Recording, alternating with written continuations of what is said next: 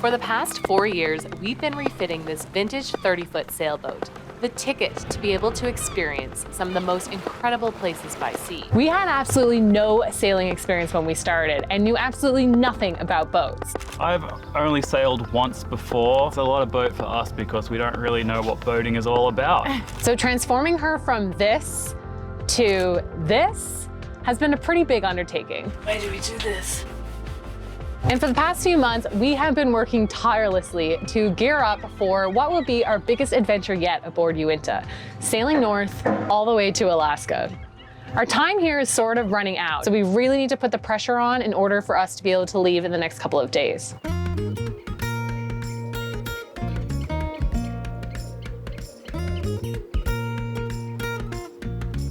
We've overwintered Uintah here in Alert Bay, which is a small remote community off Vancouver Island's wild north coast. It's about mid-May now, and the southerly winds that we need to blow us north are about to die out. If we miss them, we're going to be bashing into northerlies for weeks. We've got to put the pressure on if we want to get off this dock, but not before wrapping up a few important projects that we need to do in order to get going. In all of the refitting we've done the past few weeks, everything has pretty well been displaced and rehomed on the boat, and our propane system is one of those items. In order to move back on board and be able to cook and make food, then we are going to need to fix this up. So today we're finally going to get to installing a proper system. We upcycled some old fiberglass to make a new propane mount that's going to go on the transom. It's made from solid glass. Practically indestructible, gonna live for another 1,000 years, I'd say. Basically, it was some fiberglass that was lying around in someone else's boat, and we thought, well, it looked nicer hanging off the back of ours.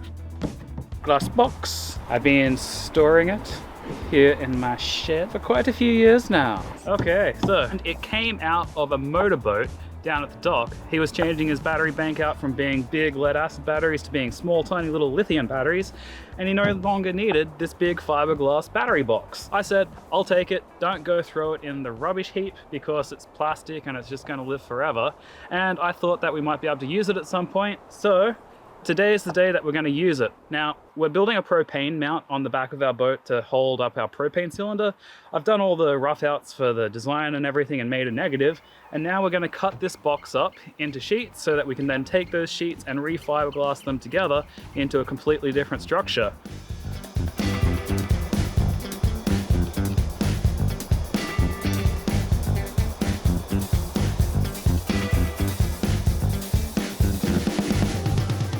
Fiberglass never actually really breaks down. It's plastic, it lasts forever. So this will be a really great way to repurpose this fiberglass box into something new. On top of that, buying fiberglass board is actually pretty expensive. So we actually save a fair bit amount of money by just cutting this up into different size panels and then re-gluing them all together. That's kind of the theme of our boat, I guess. We're trying to reuse as much old shit as we can to make new shit, stop shit from getting wasted. It's always nice to use something that would otherwise end up in landfill, and we think it turned out pretty good. Upcycling trash has sort of been our jam throughout this entire refit.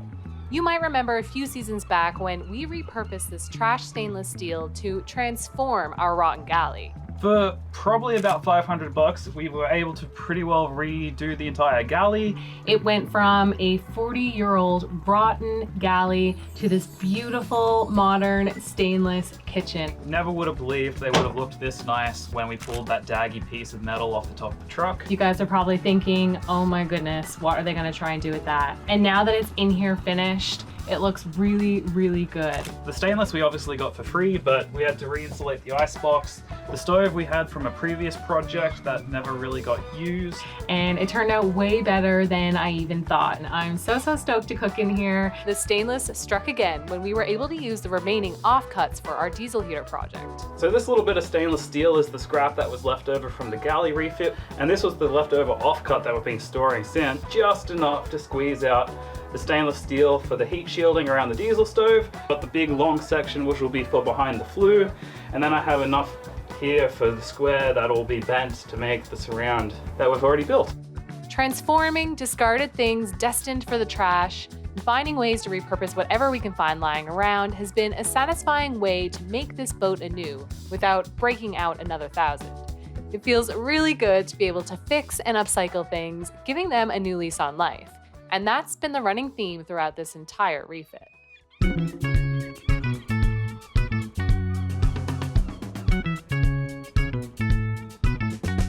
last couple of weeks, we've pretty well redesigned our entire cockpit space between our solar install and ripping out our steering pedestal. In that mess, our propane system pretty well got displaced, and so today we're going to wrap this all up by putting our propane system back together. We're using the same motorcycle mounts that we've used for the solar panels, and we're just going to find out where exactly we're going to mount them on the back, drill some holes through, put it on, install it, see how it looks.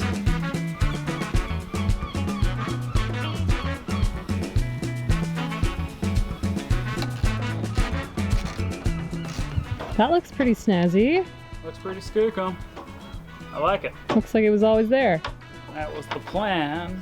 We're going to work out where we're going to cut another hole in the transom for the propane line to run. We're going to mount our gas gauge, the regulator, and the solenoid on the side here. We've just got to start putting thread tape on all of our connections, attaching the regulator, the solenoid, and start getting all that stuff sort of lined up, and then we'll mount it, run our line, and call this job complete. We're pretty happy with how everything's looking. We're just trying to work out where our propane line is going to run through the transom. And I'm thinking that we're going to bust a hole in the top of the transom here and just run it straight down into the back lazarette, and then we can cable tie it up and around and down into the galley. So hopefully it doesn't take us the rest of the afternoon, but in all likelihood it's going to take us the rest of the afternoon because that's always the way it goes. And we've got some friends arriving a little bit later and we've got to change the stuffing in their box. So we've got to box stuff and we've got to get this propane mount hung up and ready to dry.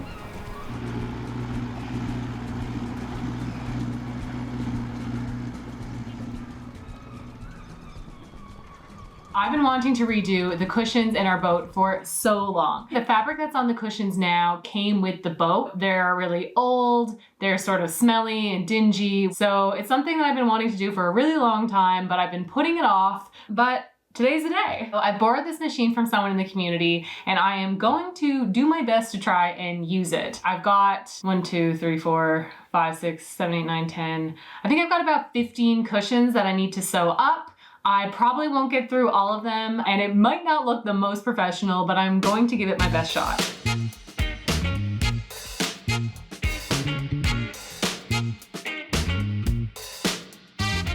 Okay, so I've got my fabric cut out to the correct dimensions for the length and the width, and now I'm just gonna cut in the corner notches. I'm using this fabric calculator from Sailboat, and essentially it gives me all of my dimensions, and so it says I need to cut out corner notches that are 1.5 inches deep. So I'm gonna go ahead and do that now.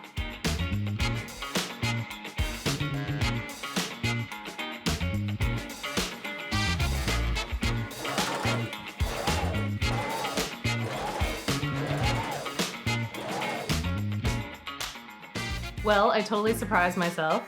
That's actually not too shabby if I do say so myself. It's like pretty straight. It's kind of fun. Wow, all right. Well, that gives me a bit of confidence, so let's keep going here.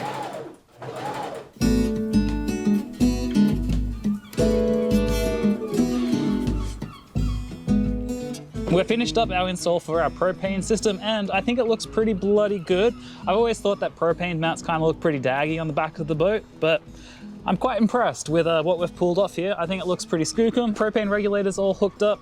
I had to undo everything and redo it a second time because it wasn't holding pressure.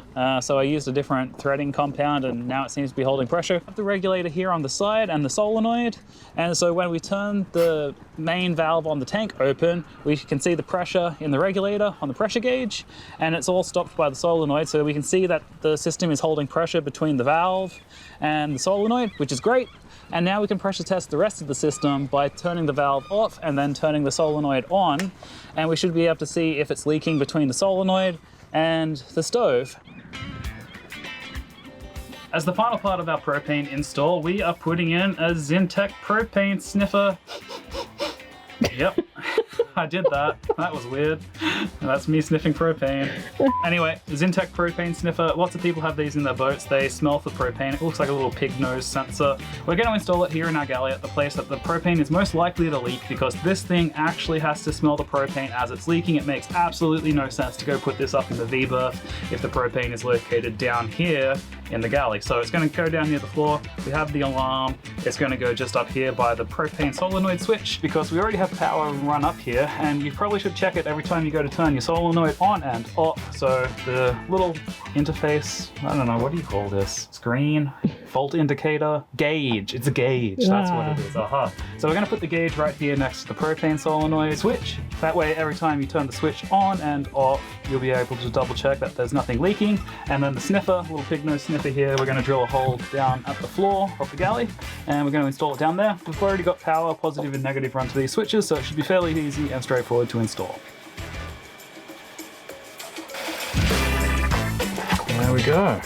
You can get versions of these which have the solenoid switch and everything built into them, which is pretty cool. I just didn't think about that at the time that I ordered everything. So that's me. You do it your way. That's cool. But yeah, pretty easy install. A couple of holes and just attach it all together, positive, negative, and Bob's your uncle.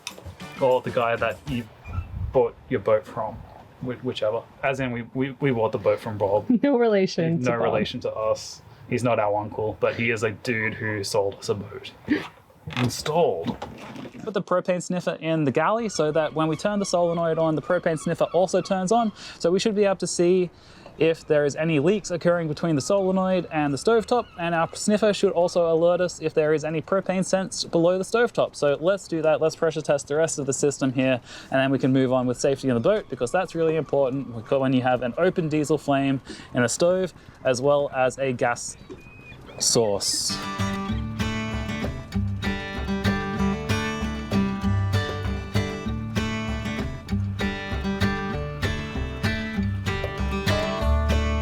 With our propane system holding pressure now between the main valve and the solenoid, we now have our switch installed and our propane detector installed. It's all wired up and hooked together now so that when we turn the switch, the sensor turns on as well. So now we should be able to pressure test the remaining part of the system from the solenoid down to the range. Just by turning the switch, we should see that our detector doesn't smell any propane, and we should also be able to see that the pressure gauge on the regulator also stays in the same place. So let's commence with testing the rest of the system. Okay, we got a green light. That means it hasn't smelt any propane yet, but the day is still young. We're probably gonna leave it sit like this for about 20 minutes or so and let that really sit in the tubing, and that should be able to detect any small leaks, and we should be able to monitor up on the pressure gauge where everything is at.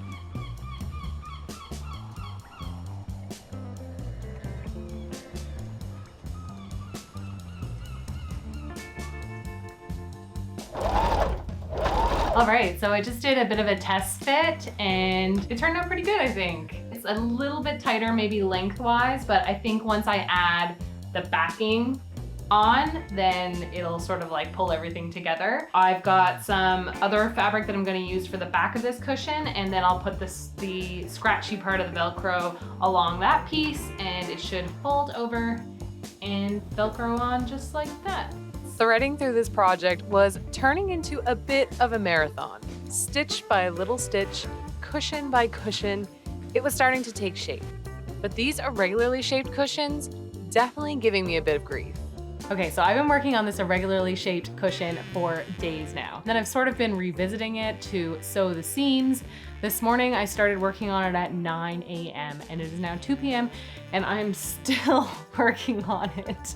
These irregularly shaped cushions are really tough. It's the first time I've ever done anything like this. I'm just sort of making it up as I go, I guess. Like, I've watched some YouTube videos on how to do this, but I didn't have all the materials in order to do it easier, and so maybe I'm doing it the hard way. But I'm at the point now where I should be able to sew the top plate and the bottom plate together and have a finished cushion. Fingers crossed everything works out. Oh my God, pray for me. I really want this to be over with.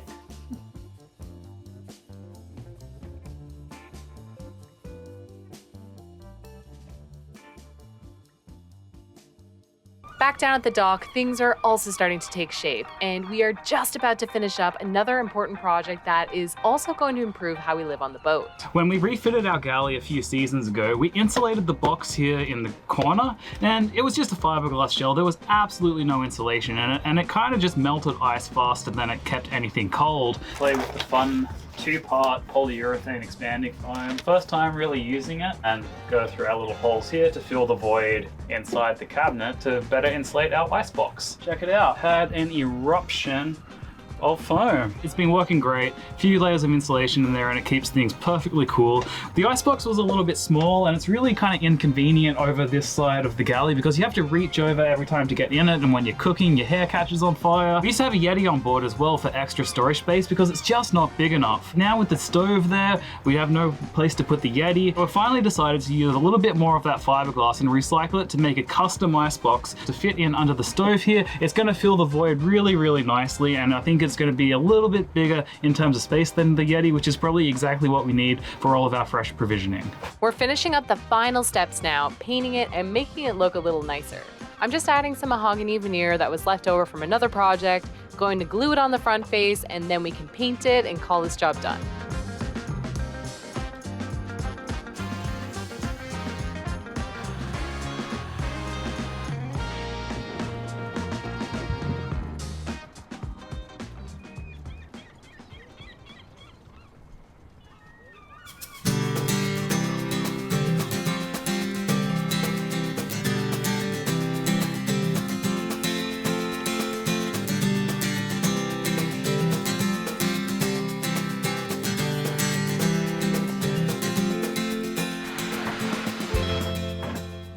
So cute in here. Really comes together, doesn't it? It feels so good to have finally moved back on Uintah, to have all of these projects wrapped up, and to be living comfortably on our boat again. Yeah, I mean, we're still basically camping, but we're camping at a luxury boat resort, and it's really sweet. Loving the upholstery. The upholstery looks absolutely fantastic down here. Just really, really nice. Definitely a labor of love, but it's made such a big difference to how we feel about living in this space. It actually feels like a little living room right now. Yeah. We've got sheepskin rugs and nice comfy pillows, and we've just been chilling out. Yeah. Before, we'd feel a little bit like restless being in here. We always wanted to be like out of the space, and now it's a place we actually want to hang out and enjoy, and that's worth all the effort. Heat that's coming out of the diesel stove absolutely been a game changer. It has been so wet, it's just been constant rain, and to be able to come down, light the heater, dry out our rain jackets, dry out our base layers, get up in the morning and not be cold, revolutionized the way that I feel about the boat. To be able to turn our propane on with the flick of a switch and start cooking with the peace of mind that we're not gonna have a propane explosion. The icebox is working out so well for us as well. Having the 2 ice boxes really stops us from going in them all the time. So one's like dedicated for like, you know, dairy and meats and things that we don't open as often. And then the pull out one has all our fresh veggies and everything in it so that you pull it out, open it up. And it's been keeping ice for what? It's been like 9 days now, and the block of ice is still there. So that's pretty good. That's pretty bloody good. The Yeti didn't do that. No, it didn't.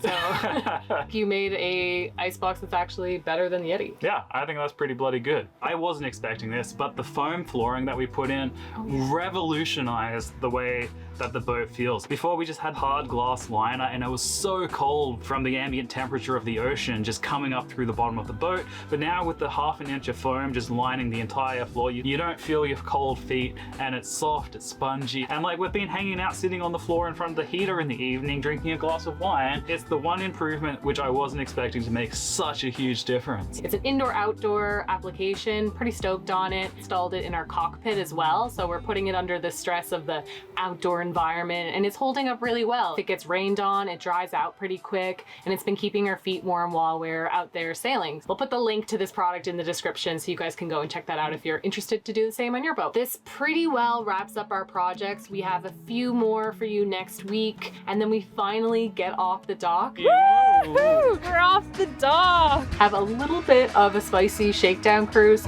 We've already broken our first thing, which is our electrical system. Broke it with fire, which is always fun. So you don't want to miss that one. And then we're off. Yes! Really good. Woo!